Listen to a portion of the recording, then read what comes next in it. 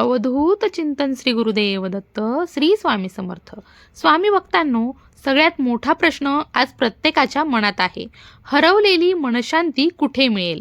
कुठे शोधू आपण ते शांततेचं क्षणभर असलेलं समाधान?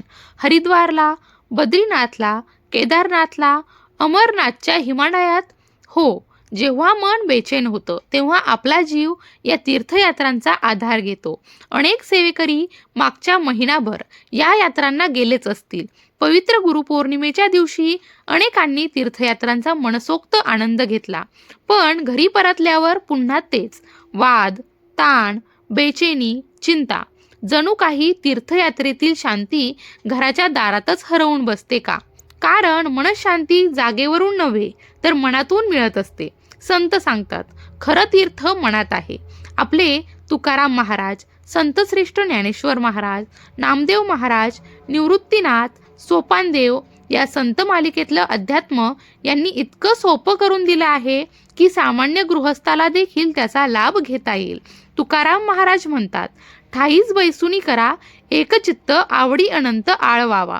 अध्यात्म म्हणजे देवाला शोधणं नव्हे तर स्वतःच्या मनाला स्थिर करणं. भागवत, रामायण, गीतेचा अर्थ फक्त 4 ओळींमध्ये आहे.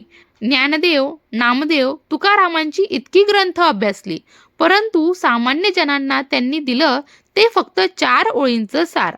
देवाचे द्वार, मुक्ती, परमात्म्याचं ज्ञान. सगळं थेट, सरळ, सोपं.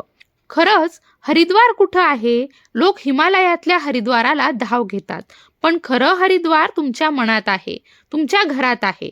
भगिनी कपाळाला जे कुंकू लावतात तेच हरिद्वार आहे. पुरुष कपाळाला जे गंध लावतात तेच खरं हरिद्वार आहे. देवाचं खरं दार आपल्या शुद्ध मनामध्ये आहे. असूनी संसारी तरीही आध्यात्मिक.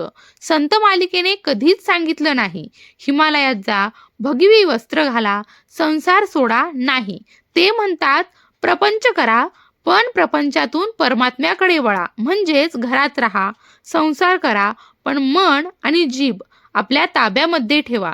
जीभ आणि मन सर्वात मोठी परीक्षा आहे. आपलं मन म्हणजे चंचल घोडा, कधी थांबत नाही, कधी शांत राहत नाही. कबीरजी म्हणतात, जिभेच्या ताकदीपुढे 32 दात देखील हतबल होतात. गोष्ट अशी आहे, दात म्हणतात, आम्ही 32 जण आहेत, तू एकटी आहेस, तुला चावलो तर कुठे जाशील? जिभेचं उत्तर ऐका, मी एकदा वाकडी झाले तर तुम्हा 32 जणांचा नाश होईल. हा आहे जिभेचा आणि मनाचा महिमा. जीभ आणि मन ताब्यात ठेवले तरच घरात सुख, शांती, समाधान नक्कीच नांदेल. मुक्ताईंचा ध्यानयोग. क्षणभरात मन शांत. त्या काळी मुक्ताई गावोगावी जात असे, लोकांना ध्यान शिकवत. डोळे मिटा, श्वास रोखा, हृदयामध्ये पांडुरंगाचं रूप उभं करा. इतक्यात काहींना संजीवन समाधी मिळायची, काहींना अनिर्वचनीय शांतीचा अनुभव यायचा.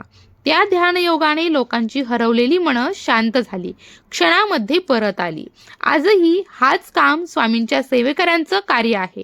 आज देशभरामध्ये लाखो लोक आध्यात्मिक मार्गदर्शनाच्या अभावामुळे त्रस्त आहेत. तणाव, भांडणं, दुःख, मनक्लेश. परंतु जिथे जिथे स्वामींचं केंद्र आहे, जिथे जिथे ग्राम अभियान आहेत, तिथे लोक म्हणतात, मुक्ताई आल्या, सोपान काका आले. कारण सेवेकरी संतांचा विचार घेऊनच गावागावात जातात. खरा ध्यानयोग म्हणजे काय? तर मन स्थिर करणं, जीभ ताब्यामध्ये ठेवणं, मनापासून हरिनाम करणं, स्वतःला ओळखणं, संतांच्या जीवनातून शिकणं.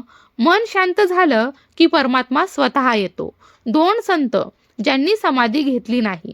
भारतामध्ये शेकडो संतांची समाधी आहे, पण तुकाराम महाराज आणि मुक्ताई ही 2 तेजस्वी व्यक्तिमत्व अशी आहेत की ज्यांनी समाधी घेतली नाही. तुकाराम महाराजांना पुष्पक विमान येऊन घेऊन गेलं. मुक्ताई भजनामध्ये रमल्या आणि आकाशातील दिव्य प्रकाशात विलीन झाल्या. ही दोघं अनंत स्वरूपामध्ये विलीन झालेली आहेत. त्यामुळे हरवलेली मनशांती तीर्थयात्रांमध्ये नाही, मंदिरांमध्ये नाही, मोठ्या विधींमध्ये देखील नाही. ती तुम्हाला मिळते मन स्थिर केल्यावर, तुमच्या जिभेला ताब्यात ठेवल्यावर, देवाचं सतत नामस्मरण केल्यावर, संतांचे जीवन आदर्श मानून चालल्यावर. हीच आहे खरी मनशांती, खरं संतत्व आणि खरं अध्यात्म. भिवू नकोस, स्वामी सदैव पाठीशी आहेत.